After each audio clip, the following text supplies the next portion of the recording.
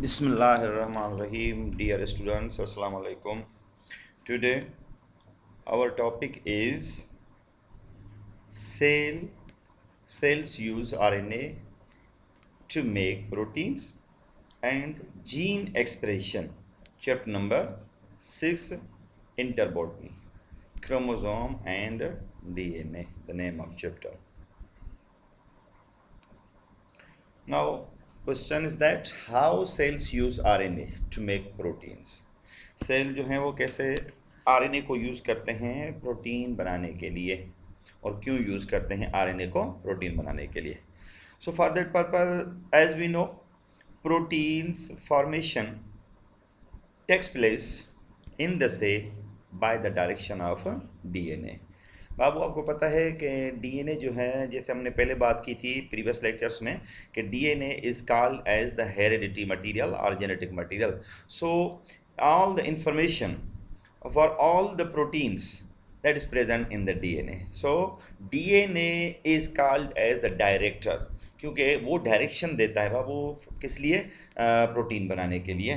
तो जब cell DNA direction देता है प्रोटीन बनाने के लिए, लेकिन डीएनए तो प्रेजेंट है न्यूक्लियस के अंदर, और प्रोटीन की फॉर्मेशन जो है वो होती है अकॉर्डिंग टू रिसेंट डिस्कवरीज कि वो अक्कर होती है साइटोप्लाज्म के अंदर. So in eukaryotic cell DNA is present in the nucleus from where it gives instructions for the synthesis and metabolic activities which occur in the cytoplasm of the cell. जैसे मैंने बात की कि एक डायरेक्टर है जो ड्रामे में ज़ाहिरी तौर पे सामने तो नहीं आता, लेकिन वो पर्दे के पीछे बैठकर मतलब को डायरेक्शन देता है. तो बिल्कुल ऐसे ही डीएनए जो है वो डायरेक्टर है, वो डायरेक्शन देता है प्रोटीन के साइंथिसिस के लिए या मेटाबॉलिक एक्टिविटीज़ के लिए जो साइटोप्लाज्म के अंदर अक्कर होती हैं. अब वो कैसे देता है, अंदर बैठकर डायरेक्शन कैसे देता है बाबू, अब उसकी बात करते हैं. So therefore DNA requires some intermediate molecules that carry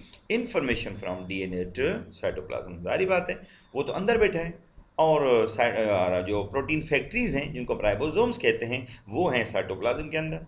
तो जाहिर बात है अंदर से ये खुद बाहर तो आता नहीं है, तो इसको किसी थर्ड पार्टी की ज़रूरत होती है, इसको किसी इंटरमीडिएट मॉलिक्यूल की ज़रूरत होती है जो यहाँ से इससे डायरेक्शन लेकर और साइटोप्लाज्म को आकर कहे कि तुमने फलां प्रोटीन बनाना है.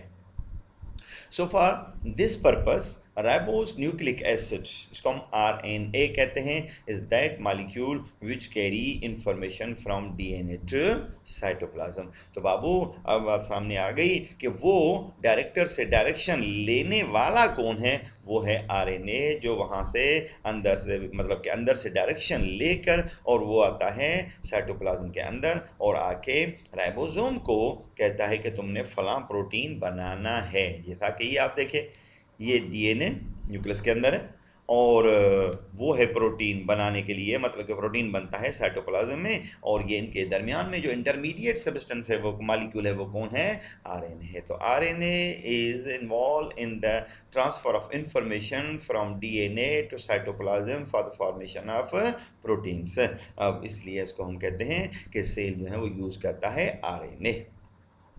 According to recent discoveries, formation of RNA takes place from DNA.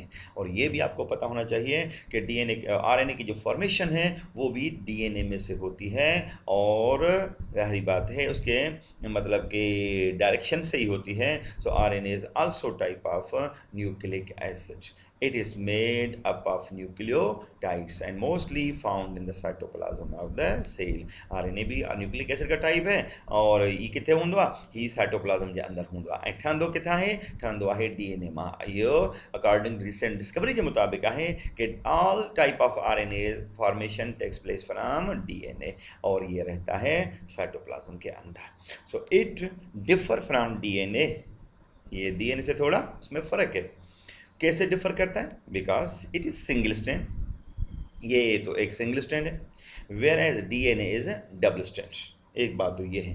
एक डिफरेंस, तो मेन डिफरेंस ये है कि RNA is a single stranded और DNA is a double stranded. Number दूसरा जो डिफरेंस है, इट पजेस मतलब ribo nucleic acid RNA possesses ribo sugar and it has uracil base instead of thymine. अच्छा ये बात याद रखो, तीन डिफरेंसेस हैं। एक तो शुगर का डिफरेंस है, जैसे राइबो शुगर उसमें डीऑक्सीराइबो शुगर, दूसरा वो सिंगल स्ट्रैंड है और डीएनए डबल स्ट्रैंड है, और तीसरा कि डीएनए में थायमाइन होता है और आरएनए में यूरेसिल होता है। ये तीन डिफरेंस है, मैं दिखाता हूँ आपको। आप ये देखें इनकी तस्वीर, ये रही आरएनए की तस्वीर, ये है सिंगल स्ट्रैंडेड मॉलिक्यूल और ये है डबल स्ट्रैंडेड हेलिकल स्ट्रक्चर इसकी है, और ये है डबल स्ट्रैंडेड मॉलिक्यूल और ये सिंगल स्ट्रैंडेड मॉलिक्यूल। अच्छा अब यहाँ पे देखें, एडेनिन ग्वाइनिन साइटोसिन और डीएनए में क्या है आखिरी, थायमाइन।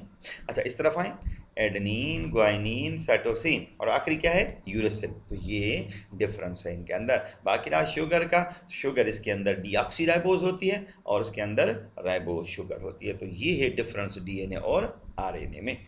अब there are major 3 kinds of RNA के 3 टाइप हैं बाबू, ये याद रखना है आपने। Number 1 ribosomal RNA, number 2 transfer RNA, number 3 messenger RNA. इसको शॉर्ट में आप आरआरएनए कहते हैं, इसको आप टीआरएनए कहते हैं, इसको आप एमआरएनए कहते हैं। तो तीन जो आरएनए के टाइप हैं इनकी फॉर्मेशन होती है डीएनए में से और न्यूक्लियस में होती है, और फिर न्यूक्लियस के थ्रू ये आते हैं किसके अंदर, साइटोप्लाज्म के अंदर। तो ये रहा मैसेंजर आरएनए, ये single stranded messenger RNA smaller है, ये इन्फॉर्मेशन कैरी करके आता है कहाँ से, न्यूक्लियस से, डीएनए से। ठीक, अच्छा ये है राइबोसोमल आरएनए, आप देख रहे हैं ये राइबोसोमल आरएनए, राइबोसोमल आरएनए। ठीक, ये राइबोसोम में होता है इसलिए इसको राइबोसोमल आरएनए कहा जाता है। और ये है ट्रांसफर आरएनए, इसको टीआरएनए कहते हैं बाबू, क्योंकि ये अमाइनो एसिड को ट्रांसफर करता है to the site of protein synthesis. तो ये हैं 3 टाइप आरएनए के। उसके बाद आते हैं सबसे पहला राइबोसोमल आरएनए।